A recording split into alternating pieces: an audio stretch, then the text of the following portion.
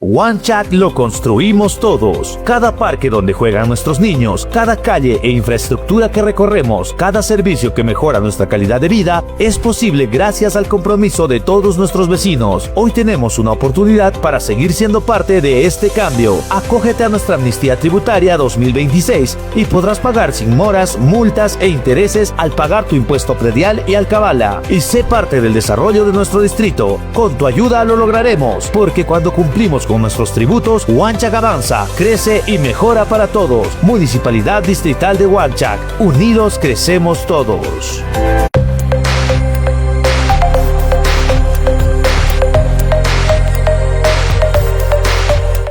Estas fiestas se celebran.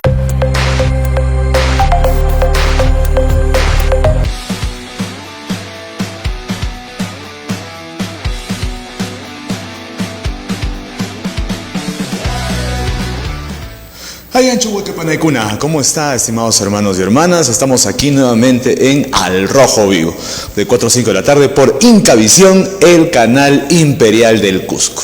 Como estuvieron viendo, la anterior semana estuvimos hablando de diferentes temas. El último día, el día viernes, a razón de la visita que tuvo Rafael Aita, más conocido como Capitán Perú acá en la ciudad del Cusco, para conversar algunos temas respecto a temas religiosos. Por eso también les hice ese programa de introducción, para poder tener una interesante entrevista en la cual poder ir hablando de este y otros más temas, ¿no? Entonces le estamos dando historia, identidad, como parte del tema del día de hoy. Y central, no sé si ya podemos poner para la entrevista. Bueno, mientras tanto, estaremos dando la bienvenida a Rafael Aita, Capitán Perú, que está con nosotros en vivo y en directo. Saludos, Rafael, ¿cómo estás? Muy buenas tardes. Hola César, ¿qué tal? Muy bien, justo conversábamos la anterior semana de lo que eran estos temas religiosos. Al menos acá se hizo un programa evaluando el tema, ¿no? Dado que es agosto, el mes de la Pachamama, y bueno, en todo el Cusco pues tiende a haber usualmente bastantes ritos relacionados al tema. Me parece que has tenido una actividad muy interesante la anterior semana. Sí, por supuesto he tenido una serie de charlas, también llevando mi libro, Los Incas Católicos. A ver, Rafael, siléncialo un poco el Meet y exclusivamente por la llamada para que el audio tenga sin retroceso. Genial. Okay. Ya, Rafael. Ya, perfecto.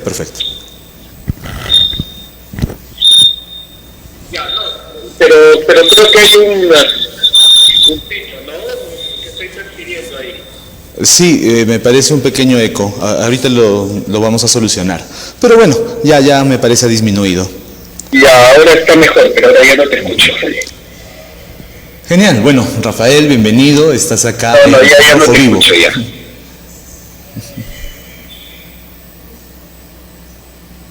A ver, perdón. Ya, a ver, mira,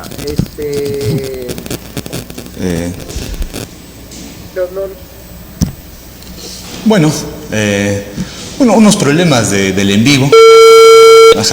Unos pequeños problemas del en vivo, estimados televidentes. Vamos a ir sacando. Deja tu mensaje en la casilla de voz. Ya. Me parece que está habiendo problemas.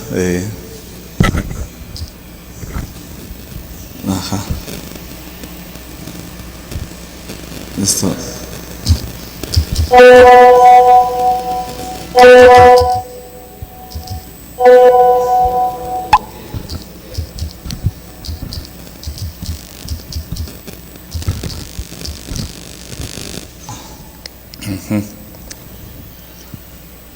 A ver, unos momentos, disculpen, estimados televidentes, los problemas del en vivo que vamos a ir teniendo ocasionalmente, ¿no?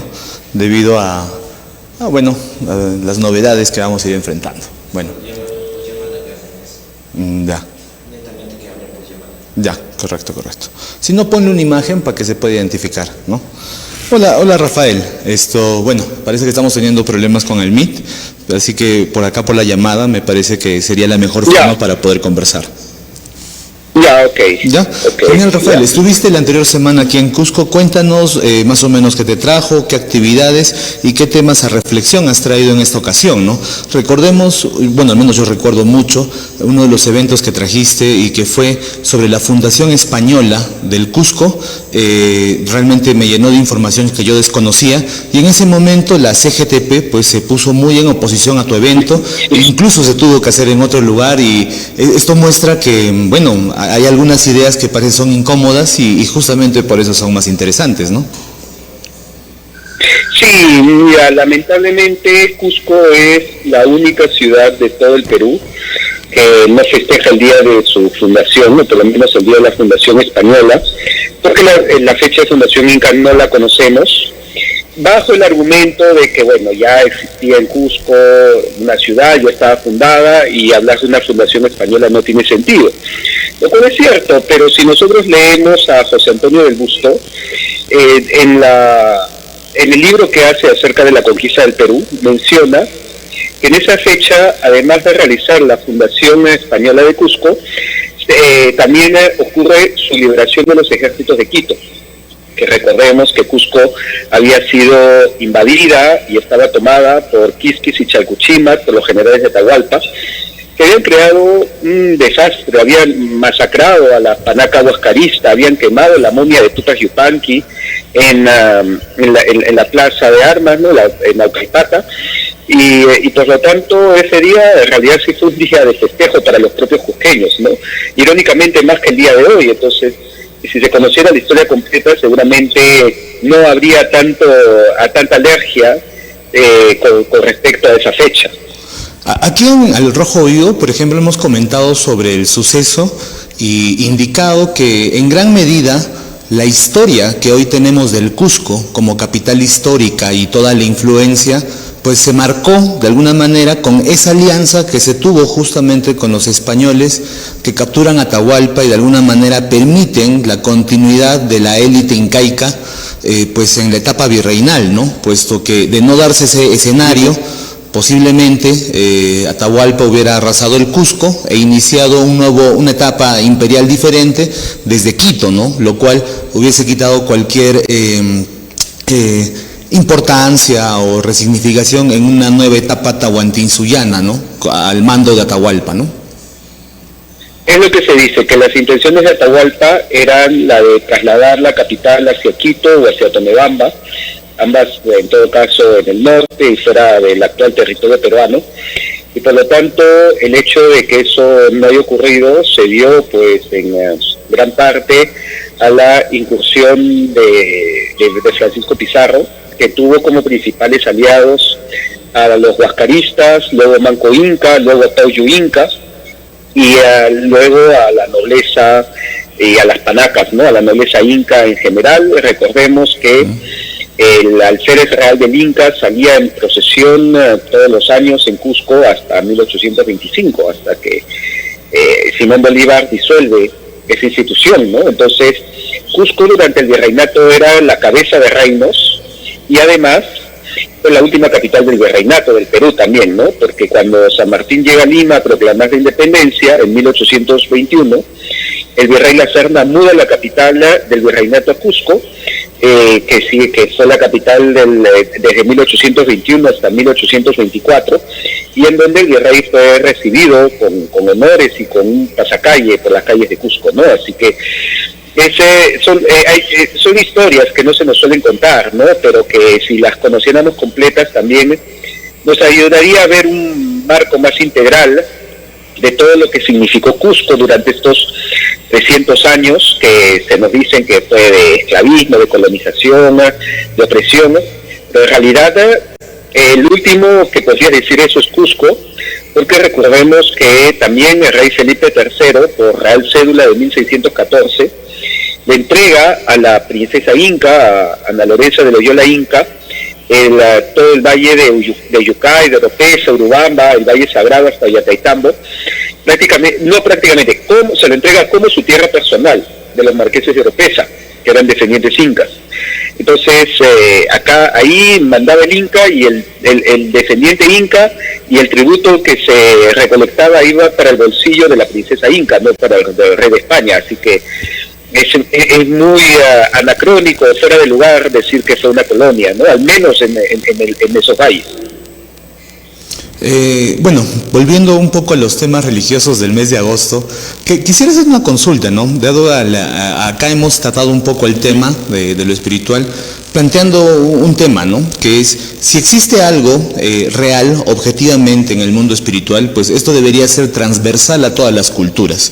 Por lo tanto, la experiencia podría seguirse a lo largo de todas las diferentes sociedades que ha tenido la humanidad, y estudiarlo de esa manera es, creo, mucho más objetivo, ¿no? Entonces, se puede ver que ha habido cierta sofisticación en las élites de todos los pueblos del mundo a la hora de algunos cultos o formas de entender incluso la espiritualidad, que normalmente distancian de lo que sería el culto del pueblo, ¿no?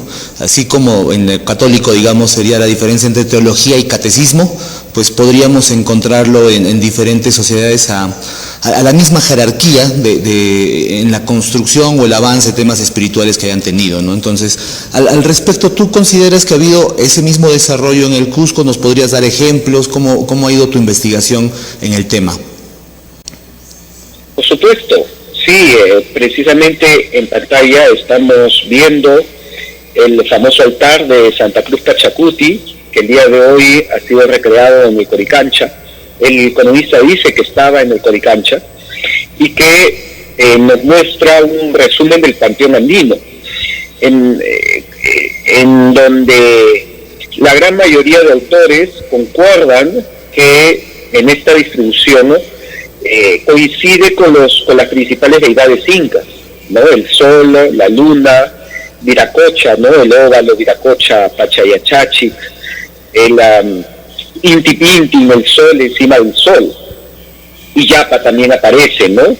Pero y la Pachamama aparece, bueno, junto con la Mamacocha, junto con el árbol, con fenómenos naturales, porque en realidad el principal culto inca iba hacia Viracocha o hacia el sol, o incluso hacia Pachacamac, que son los que tienen los templos más importantes a través de todo el Perú, ¿no? Si nosotros buscamos cuáles son los templos importantes que hay en el Cusco, encontramos el del Coricancha, que era el sol, y el de Raxi, que era Viracocha. Al sur de Lima encontramos el de Pachacamac. No encontramos un templo importante a la Pachamama, y cuando en los ritos aparece la Pachamama, también aparece junto a la Mamacocha, lo cual es lógico, ¿no? El agua le da vida a la tierra. Entonces, el día de hoy veo que se habla mucho de la Pachamama, pero no se habla de la Mamacocha, lo cual tal vez significa que el discurso de hoy está más influenciado por la New Age que por las mismas creencias incaicas, que son más cercanos al mural de Santa Cruz Pachacuti que de lo que se habla el día de hoy, ¿no? Justo en estos momentos hemos puesto en pantallas justamente el cuadro, ¿no? Que se hizo una reproducción en una placa de oro que está hoy en día en el Coricancha, y que, justo como mencionas, plantea una especie de jerarquías de lo que serían, por decirlo así, los seres espirituales con los cuales están interactuando los runas, ¿no? Los humanos en la tierra, y que por lo tanto esa jerarquía que hoy en día está en el Coricancha, o sea, cada día miles de turistas pues lo visitan, lo ven, y muchos también guías de turismo plantean que ese es lo más cercano a una especie de panteón o de jerarquía de panteón incaico, ¿no? Entonces, ¿nos pasará que el culto a la Pachamama, al ser más cercano a la vivencia diaria, ¿no? De las comunidades, de los ayllus, puesto que ellos estaban más en el lado agrícola, pues no sería que más bien su difusión vendría por ahí, sobre todo porque al darse la independencia y los curacas desaparecer, como que ha habido un corte, ¿no? En posiblemente varios cultos, aunque se hubieran dado secretos u otros, o el mismo mantenimiento de ese conocimiento quizá un poco más elitista respecto de otros cultos mayores, ¿no? Sí, seguramente, pero tenemos claro de que las creencias incaicas, y estoy hablando ya de la élite, ¿no? En el caso del pueblo sí puede haber sido distinto. el pueblo adoraba el sol principalmente, ¿no? También, bueno, tenía la tierra, tenía los ríos, los puquios, los apus, las montañas, aunque por encima de ellos también estaba el sol, que para el Inca era en realidad el sol del sol, el Inti Pintin, el sol por encima del sol, porque ya los incas habían medido el transcurso del astro rey, sabían por dónde salía, por dónde se ocultaba, en qué lugar iba a salir en el solsticio de invierno y en el solsticio de verano, cuándo caían estas fechas. Entonces, para ellos era lógico pensar que no era un ser superior y que había alguien por encima del sol que le ordene y le diga por dónde salir y por dónde ocultarse.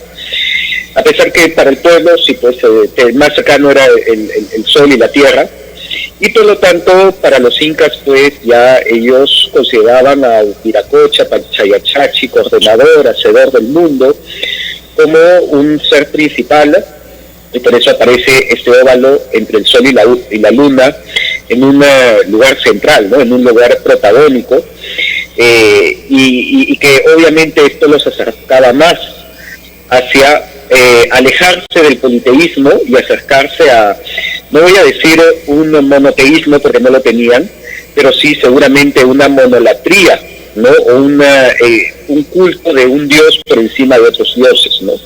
Que sería este Viracocha, Pachayachachi, hacedor y ordenador del cosmos. Entonces, lógicamente, ya el mensaje religioso que vino con el Evangelio, el mensaje católico, se les hizo mucho más aceptable que si hubieran sido politeístas como lo entendemos en el sentido clásico. Entonces, esta última parte que mencionas, al menos en tu hipótesis, sería que la cercanía cultural, ya al tener un culto monoteísta, permitiría más rápido identificar, interpretar o absorber, ¿no?, patrones culturales que llegaron en el catolicismo. O sea, por lo tanto, no sería que...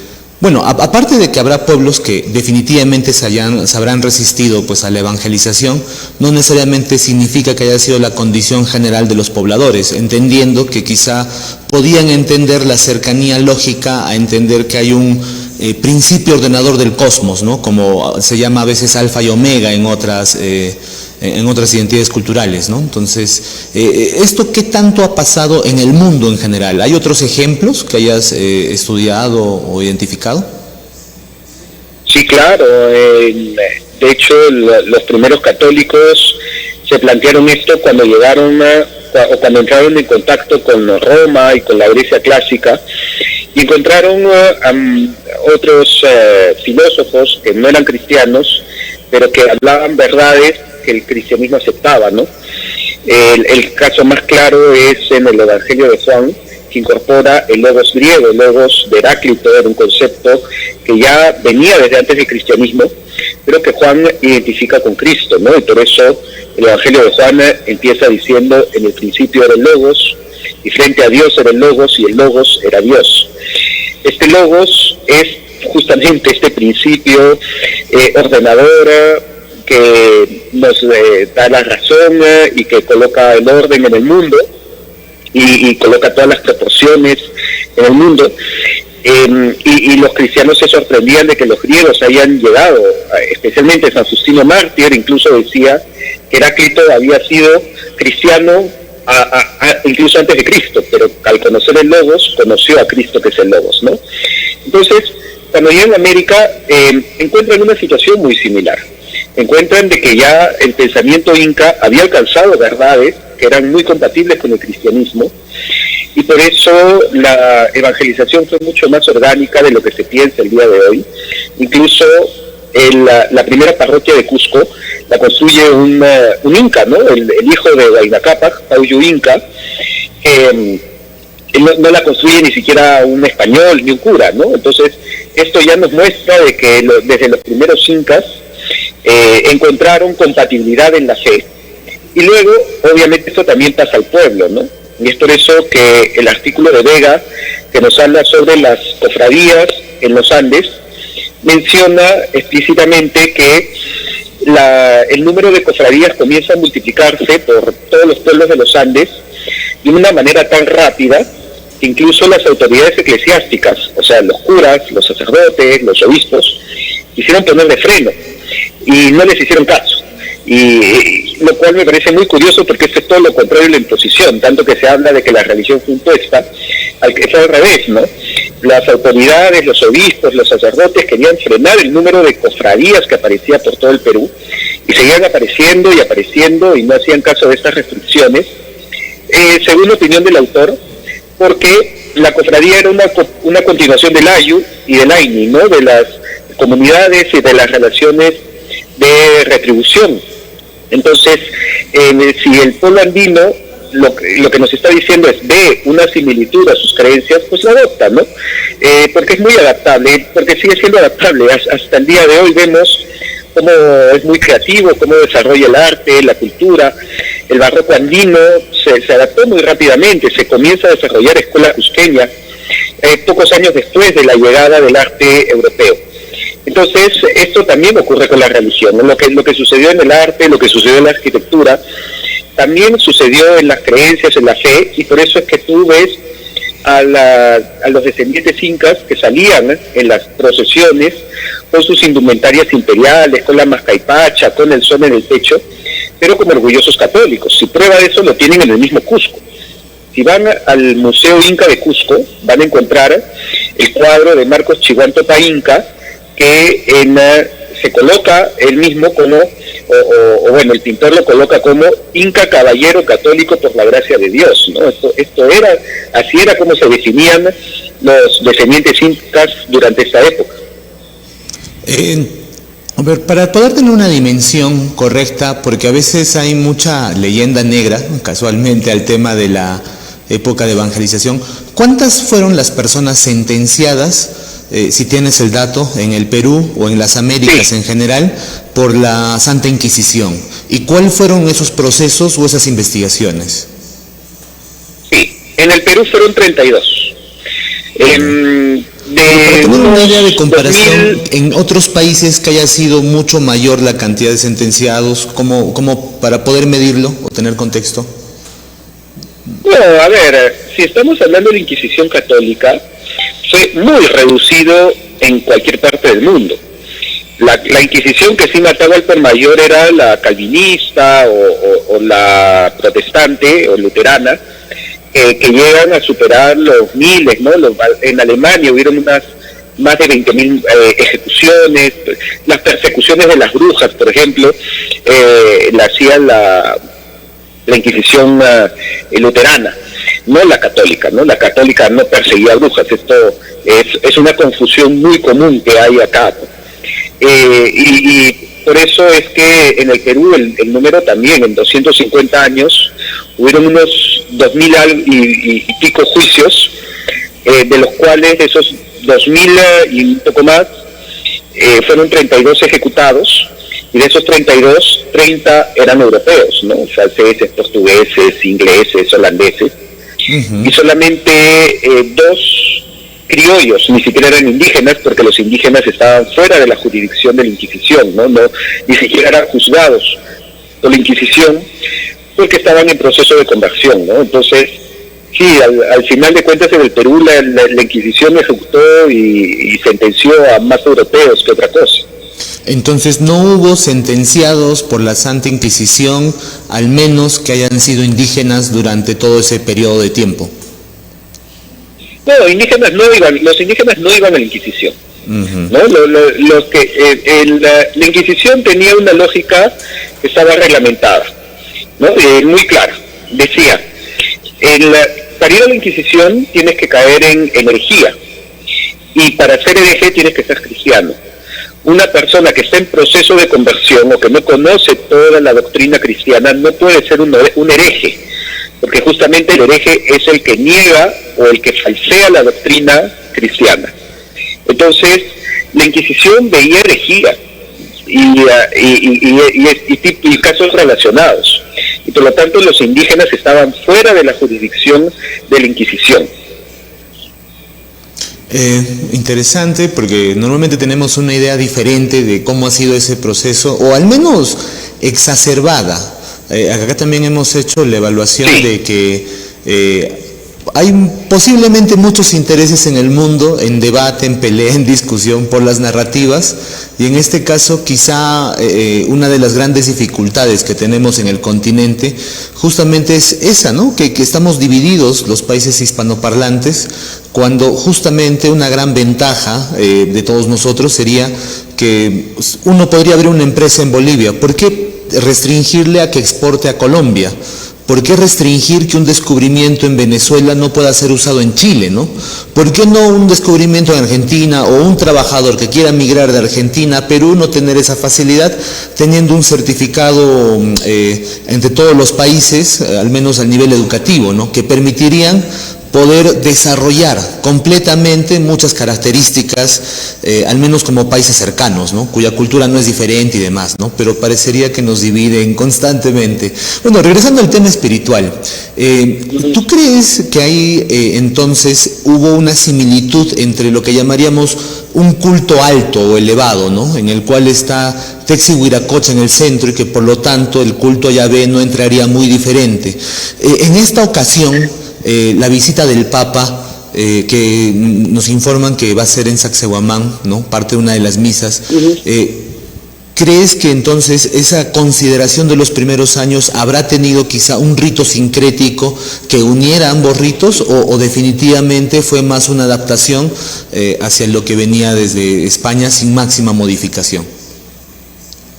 Mira, yo creo que si el Papa hubiera llegado en esa época, estoy hablando en el siglo XVI, y hubiera hecho una misa en Sacsayhuamán, los más entusiastas hubieran sido los descendientes incas y hubieran estado presentes en esa misa, y además se hubieran prestado Sacsayhuamán para hacer la misa de manera encantada, porque, como dije, los primeros incas después de la conquista fueron muy católicos, fueron fervientes católicos, tanto los incas de Vilcabamba, que se bautizaron, como Seydi Tupac, Diego Titu Cusi Yupanqui, Felipe Tupac Amaru también se bautizó, como los incas que permanecieron en Cusco, como Paullu Inca, que cuentan las crónicas que iba todos los días a misa cargado en su litera, como inca que era, ¿no? Porque a Paullu lo reconocieron como un gran señor, tanto cusqueños como españoles. Cuenta la crónica que cuando pasaba por las calles de Cusco, los cusqueños agachaban la cabeza y los españoles quitaban el sombrero porque lo reconocían como un príncipe, como un rey en Cusco, ¿no? Entonces, pero iba así cargado en su litera, iba a misa. En la misa, precisamente en la iglesia de San Cristóbal, él mismo había otorgado los terrenos de su palacio de Colcampata, y que siguió manteniendo propiedad sobre el palacio, y parte de los terrenos lo dio para que se construya San Cristóbal, ¿no? Entonces, igual, ¿no?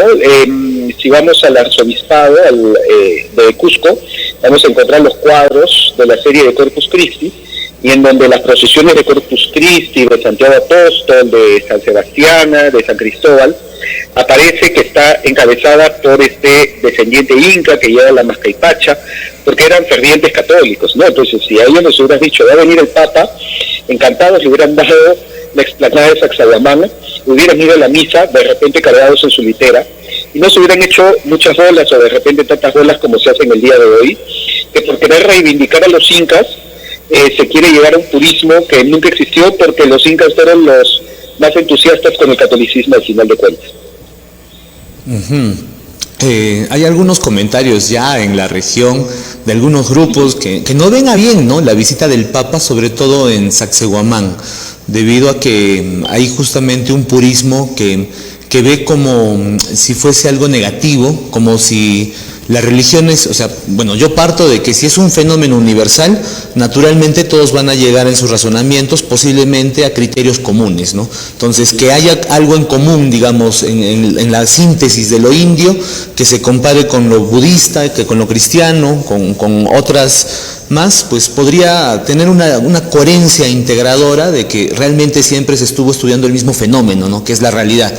Pero parece que hubiera una batalla también por el tema identitario, ¿no?, en el que ahí se sienten todavía muchas heridas. Entiendo que no todos, todo proceso histórico está lleno de tragedias, pero ¿qué podrías comentar al respecto de estos sectores que tienen ese tipo de, ¿cómo decirlo?, de actitud un poco exagerada, no sé, pero que tienden a ver a mal, por ejemplo, ese tipo de ritos, ¿no?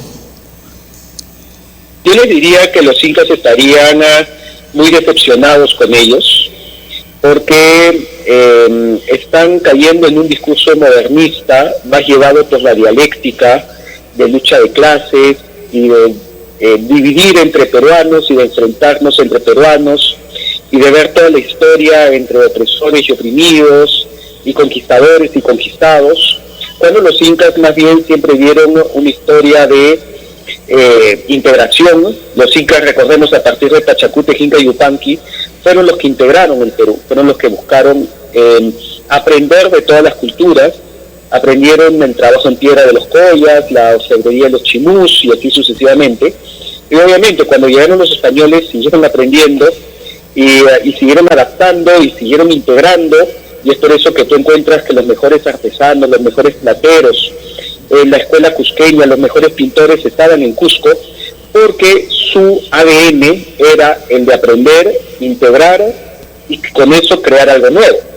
Entonces, que el día de hoy, pues, producto de estos discursos que son más modernos, ya sea inspirados por la New Age o por la dialéctica, por la lucha de clases, en vez de buscar integrar, se quiera dividir y se quiera destilar la cultura para buscar un turismo andino que en realidad nunca existió, porque los incas también integraron muchas otras culturas. Entonces no tiene ni pies ni cabeza, ¿no? Y los mismos incas estarían muy decepcionados de ellos y seguramente que serían los primeros a recriminarles, porque van en contra de todo el pensamiento que vino a partir de Pachacútec, que era el de integrar, el de sumar, el de aprender y el de crear cosas nuevas en base a lo que iban recibiendo. Y recordemos que el mismo Pachacútec tiene este espíritu, tiene este motor, porque él recibe una promesa en su surpuquio, justamente en el peor momento de los incas, en el peor momento de Cusco, cuando Cusco iba a ser arrasado por los chancas. El sol se le aparece a Pachacútec y le promete que va a integrar, que va a sujetar a todas las naciones que ve sobre el agua del manantial. Y es ahí donde Pachacútec comienza este proyecto imperial de integración, de sumar. Entonces, no solamente están yendo en contra de los incas, están yendo en contra de la misma voluntad del sol que le pidió a Pachacútec integrar en lugar de dividir, ¿no? Entonces ahora el buscar y decir, no, que lo verdaderamente peruano, lo verdaderamente inca es esto, significa que están yendo en contra de la voluntad de Pachacútec y del mismo sol que tanto dicen admirar. ¿Qué opinas, de que se lleve el rito tal vez en Rachi, que creo que es más simbólico que el propio Sacsayhuamán, por ser justamente el templo de Tutsi Huiracocha, y que podría adaptarse en un mensaje simbólico de esta integración, ¿no? Porque al final del día, si la realidad es la misma, pues significa que los símbolos más grandes culturalmente también deberían hacer al menos imagen a un principio único, ¿no? Podría ser un gran gesto, ¿no? Sobre todo porque Rachi, en el mes de junio, es el centro arqueológico que recibe a las naciones prácticamente indígenas de todo el continente, que vienen, bailan, celebran, y que por lo tanto un gesto de ese tipo sería un gran saludo hacia todas las poblaciones indígenas sudamericanas, ¿no? Uy, hacerlo en Rachi sería tremendo, ¿eh? Sería el primero en apoyar que sea en Rachi, porque estarían mostrando este mensaje que ya lo había dicho antes un papa, justamente sobre la evangelización, en el Papa Paulo IV, cuando,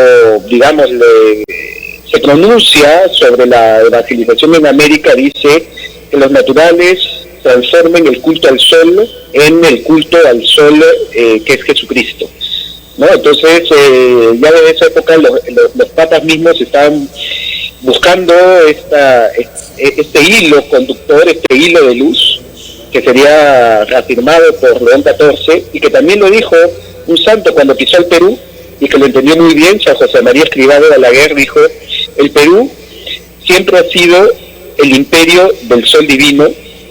Dijo, el Perú siempre ha sido el imperio del sol, ahora tiene que ser el imperio del sol divino. Genial, genial. Además que sería excelente para el Cusco porque estaría posicionando los centros espirituales del continente que se tienen aquí, como Rachi, y que, bueno, deberían tener mucha más visibilidad como Machu Picchu la tiene, y que tendría ese potencial de incluso darle al Cusco una ruta espiritual que haga que haya un interés internacional por más que solamente la parte de infraestructura, sino por la misma forma de vivir de los pueblos, ¿no? Y podría ser una gran oportunidad, particularmente para el Cusco. Lástima que en esta zona estas tensiones son, bueno, como son pasiones fuertes, se entiende que haya fricciones, ¿no? Lo ideal es que entre todos se pueda conversar y entender que a veces las oportunidades pues también vienen de esta forma, ¿no? Qué mejor visibilidad que tenerlo al Papa, que es el líder de la religión más grande, más difundida del mundo en estos momentos, ¿no? O sea, sigue siendo la más grande. No, y además también qué bonito sería para la misma cultura andina el saber que el mismo Papa está reafirmando que existió lo que dentro de la filosofía del pensamiento se llama la semina verdi, ¿no? O sea, semillas que Dios coloca en todas las culturas para que les permite llegar a las verdades divinas a pesar de que todavía no ha recibido el Evangelio. Y saber pues que esto que Dios eligió a los incas y que colocó en su corazón verdades de fe que luego se reafirmaron o llegaron a su plenitud con el cristianismo.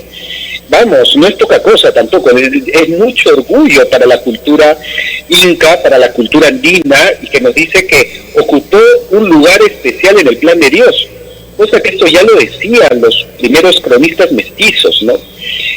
Garcilaso de la Vega decía de que los incas prepararon el camino para la llegada del cristianismo en el Perú. Guamán Poma era un devoto católico, le dedica su crónica al Papa. El Soro lo define como un católico ultraortodoxo, e incluso se aventura más allá que Garcilaso a decir que incluso los incas fueron profetas que se adelantaron a la llegada del cristianismo y ya comenzaron a hablar verdades que eran cristianas y que eran del Evangelio, ya imagínate, pues, ¿no? Y bueno, Santa Cruz Pachacuti lo vemos en este mural que se está compartiendo y que también buscaba conciliar la fe católica con sus creencias andinas. Entonces, todo esto que estamos hablando en realidad viene desde los primeros cronistas, ni siquiera cronistas españoles, cronistas mestizos, que encontraron que dentro de las creencias que ellos recibieron de su padre, de su madre, y que conocían la cultura inca, no eran incompatibles con el cristianismo, con la fe católica, sino todo lo contrario. Encontraron muchas similitudes al punto que el mismo Guamán Poma afirma que pareciera que el Perú está viviendo una segunda evangelización. Algunos de ellos incluso trataron de ver en Viracocha algún apóstol, ¿no? O en Tunupa también, ¿no? A Santo Tomás, a San Bartolomé, decían, debió caminar por estas tierras trayendo el Evangelio, porque no pueden haber tantas similitudes así por coincidencia.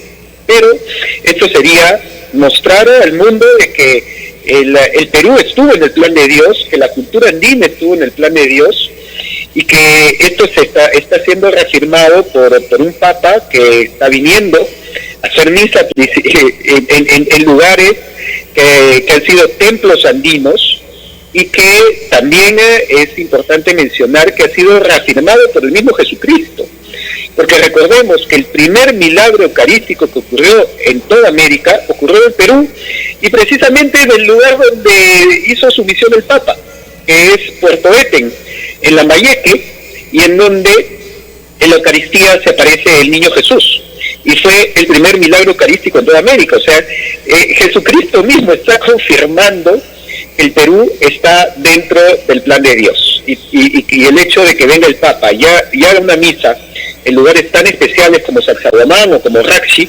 especialmente Raxi, creo que sería un golazo para cerrar todo este círculo que estamos hablando.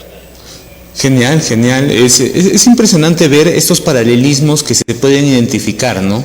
Lo cual nos da a entender que los incas sí estuvieron avanzados a nivel cultural para debatir algunos fenómenos filosóficos, antropológicos propios de la época, que encontrándose con otro sector que también ha hecho lo mismo, pero en otro lado del mar, pues han encontrado coincidencias y cuestiones de valor, ¿no? Que hasta hoy en día llaman la atención de investigadores del mundo que vienen a nuestro país, ¿no?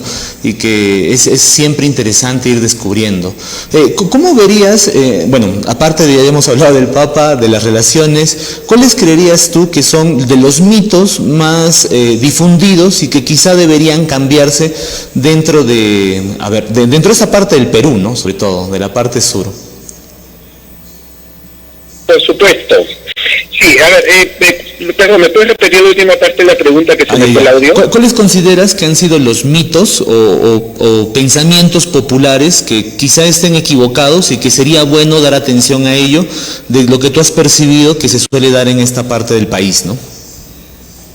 A ver, mira, dentro de el principal mito es el de la iglesia tahuantinsuyoana, de repente, que tanto se ha hablado en las últimas elecciones, en donde Amparo Humala pues quería fundar la iglesia verdadera de los incas, y yo en todas mis transmisiones dije, si realmente quiere fundar una iglesia, hacer un culto tahuantinsuyano, que vaya a la catedral y le rece al Señor de los Temblores, que vaya al Corpus Christi y que se arrodille ante la Eucaristía y el sol eucarístico, que esa fue a lo que llegó las creencias incaicas, ¿no? Esa es la iglesia tahuantinsuyana, al final de cuentas.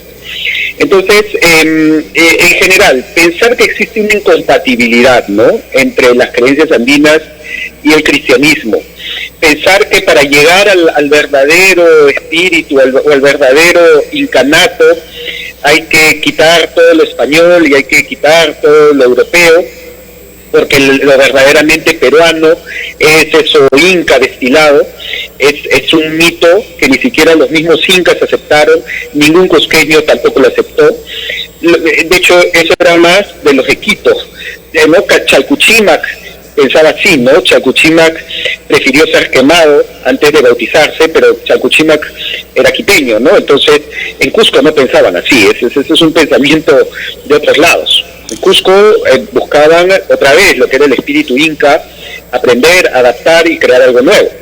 Y eso también lo hicieron en el cristianismo, aprendieron del cristianismo, se volvieron católicos, se volvieron más fervientes incluso que la misma España, y por eso el día de hoy el Perú es más católico que España, y en Cusco el Corpus Christi es más grande y totalmente masivo, mucho más que en cualquier otra ciudad del Perú, incluso me atrevería a decir que cualquier otra ciudad de América, porque los cusqueños y los incas se encontraron que la Eucaristía es el sol eucarístico, que Jesucristo es la luz del mundo, es el sol de justicia, el sol que nace de lo alto, y por lo tanto la fiesta del Corpus Christi es la fiesta del sol divino, y por eso es la fiesta cusqueña por naturaleza, mucho más que el Inti Raymi. El Inti Raymi es para los extranjeros, pero para los cusqueños el Corpus Christi es la fiesta del verdadero sol.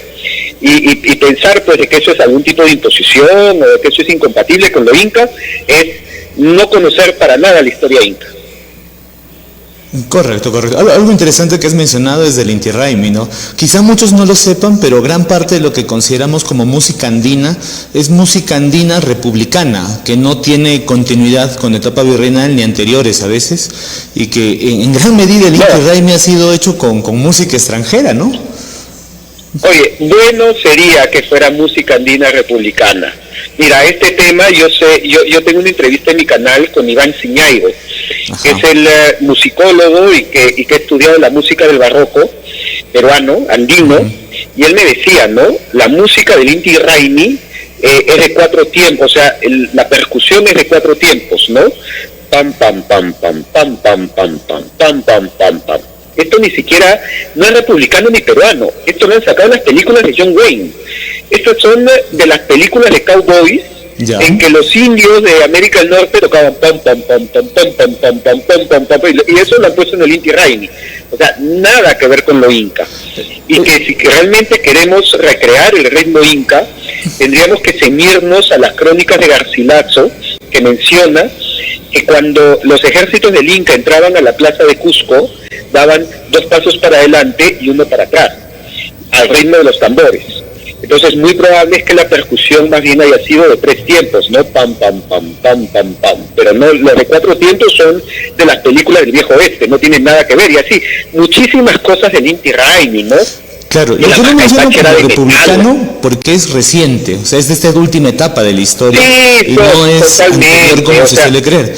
Y ese es el problema, porque mucho de lo que hoy en día pensamos que es naturalmente tradicional, posiblemente su tiempo de creación sea reciente, ¿no? Como la bandera del Tahuantinsuyo, que realmente no hace valor histórico, pero hoy en día está en el imaginario, ¿no? Entonces, bueno, Rafael, ha sido un placer esta conversación. Me gustaría que en un futuro, cuando vayas viniendo nuevamente, tenerte acá en el estudio y poder seguir con más temas para poder continuando el debate, ¿no? Entonces, esto ha sido Al Rojo Vivo. Si tienes algunas palabras finales para el público, bienvenido.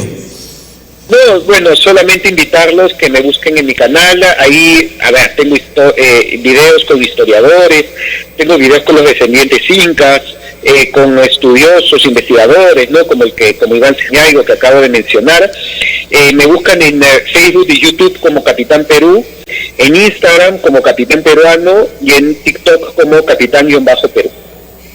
Genial, Rafael. Bueno, está bien, estimados televidentes, esto ha sido todo por el día de hoy. Nos vemos el día de mañana. Tupananchiscama.